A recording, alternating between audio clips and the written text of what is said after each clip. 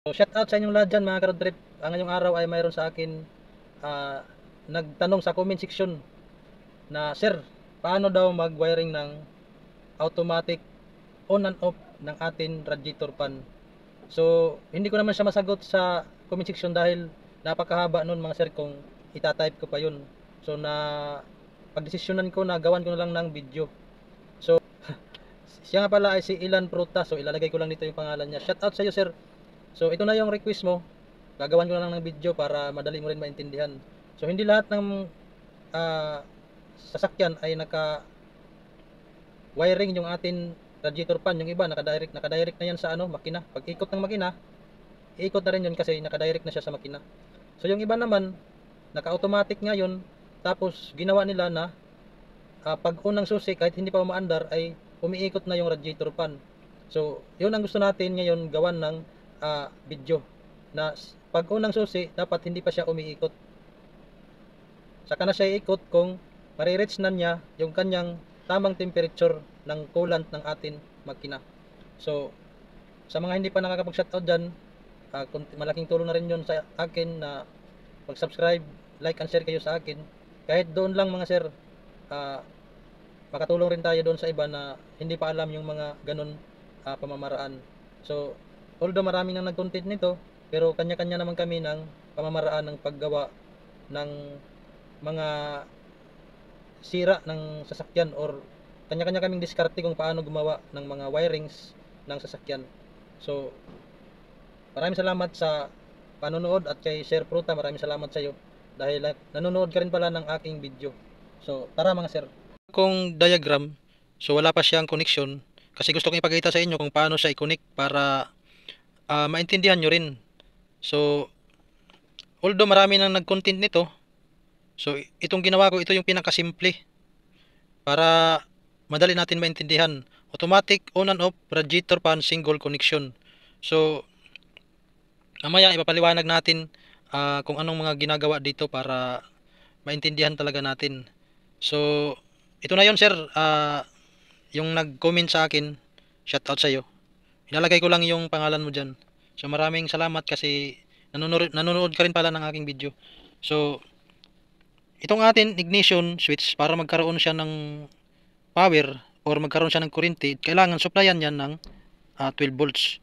So mula dito, ayan, kukuha tayo ng kuryente dito. Ayan, fuse. Mayroon yan fuse mga sir. So itong kuryente naman dito sa taas, tatakbo yan dito sa, ito kasi mga sir, ito yung fuse to. Fuse box to. Ito yung makikita natin sa ilalim ng atin steering. Dito banda mga sir, dito. Ayan, may fuse dyan. So itong wire na to mga sir, tatakbo yan dito sa fuse 1. Ayan, sa fuse 1. Mula sa fuse 1 mga sir, mayroon ito kasing nakalagay dito na fuse na 20 or 30 amperes kung hindi ako nagkakamali. So galing din yan sa battery. Ayan. Before yan pumunta ng battery, mayroon din yan nakalagay na 50 amperes na fuse. So ayan. Tapos negative. So mayroon na tayong supply sa atin ignition. Mula sa ignition mga sir,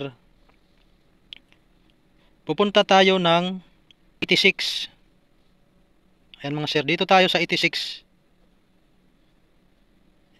Ayan. So kailangan pag on natin nito, mayroon na itong 12 volts na dumadaloy. 12 volts. So hanapin nyo ang on position. So ngayon mayroon na siyang supply mula sa ignition papunta ng ating relay. So para makumpleto yan mga sir, itong ating 87, i-jam natin.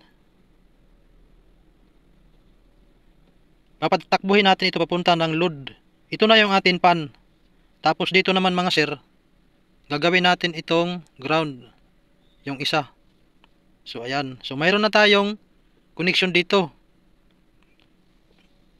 Ngayon, itong ating 30 mga sir, itong ating 30, positive din kasi ito eh. Ito positive. So, papatakbuhin natin din yan papunta dito sa fuse 1. So, kukuha tayo dito ng fuse. Ayan, connect dyan. Pwedeng 15 amperes, 20. Depende sa nakalagay dyan. Pero sa tansya ko, nasa 15 ito. Or 20 amperes. So,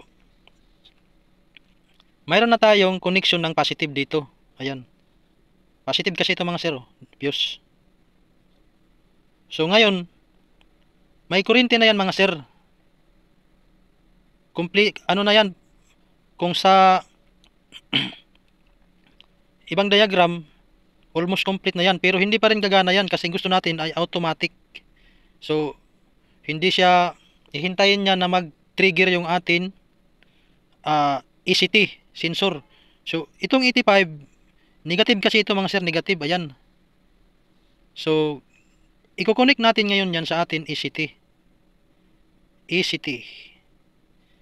So, dito natin i-connect yan mga sir. Ayan. Tapos, ito naman kabila, gagawin natin yan na ground. Ground. So, itong atin ECT sensor, pag naabot niya ang tamang temperature, didikit na yan mga sir. So, magkakaroon na dito ng connection. Ayan. Magkakaroon na siya ng connection. So, iikot na yung atin pan. Ayan, iikot na yan kasi kompleto na siya. Ngayon mga sir, depende kasi yan sa atin sasakyan kung anong model. So, yung iba mayroon siyang, sa mga bago namang nasasakyan, mayroon niyang tinatawag na ECT1, ECT2, ECT3. So, ang nagtitrigger din doon sa sensor natin para umandar yung atin pan, either ECT2 or ECT3. Engine coolant temperature 2 or engine coolant temperature 3. So, itong atin engine coolant temperature 3 ay hindi yan wala siyang connection papunta ng atin ECM or ECU. So, no. Wala. Or none. Pero pwede tayo dyan kumuha ng connection papunta ng atin automatic pan para gawing switch.